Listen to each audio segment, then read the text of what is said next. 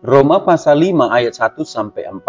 Sebab itu kita yang dibenarkan karena iman, kita hidup dalam damai sejahtera dengan Allah, oleh karena Tuhan kita Yesus Kristus. Oleh Dia kita juga beroleh masuk oleh iman kepada kasih karunia ini. Di dalam kasih karunia ini kita berdiri dan kita bermegah dalam pengharapan akan menerima kemuliaan Allah. Dan bukan hanya itu saja, kita malah bermegah juga dalam kesengsaraan kita. Karena kita tahu bahwa kesengsaraan itu menimbulkan ketekunan, dan ketekunan menimbulkan tahan uji, dan tahan uji menimbulkan pengharapan. Hidup dalam damai sejahtera Allah. Saudara-saudara, kita dibenarkan oleh iman, bukan oleh perbuatan. Abraham, bapa orang beriman, juga dibenarkan karena iman.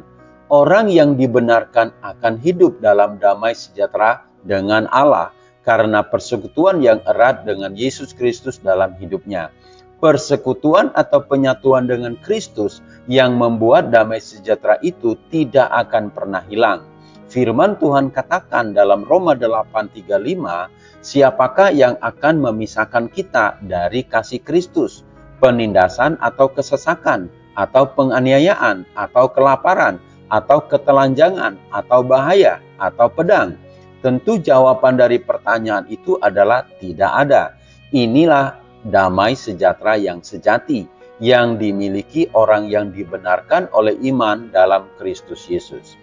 Saudara-saudara, iman itu bukan kata benda, tetapi kata kerja. Iman bukan sekedar percaya, tetapi mempercayakan diri. Kita sering berkata percaya Yesus, tetapi tidak menyerahkan diri sepenuhnya kepadanya, kepada ketetapan kehendaknya. Itulah sebabnya kita tidak mengalami damai sejahtera yang utuh.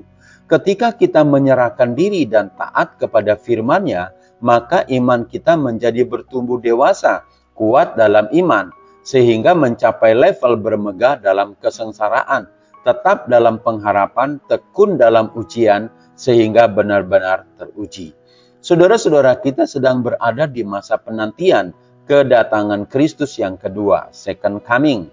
Jika kita terjatuh atau berdosa dalam realita hidup yang berat dan kita kehilangan damai sejahtera, berarti kita tidak mengerti kemuliaan Allah yang besar itu. Hal ini menunjukkan betapa rendahnya kualitas iman kita. Saudara-saudara, bersyukurlah ketika boleh melayani Tuhan, meski di tengah-tengah kesulitan, dalam tantangan. Seharusnya kita berkata, jika Ia telah menderita untukku demi keselamatanku, aku hanya menderita untuk menyatakan rasa terima kasihku kepadanya.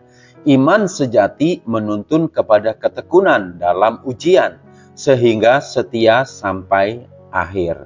Haor Ministry.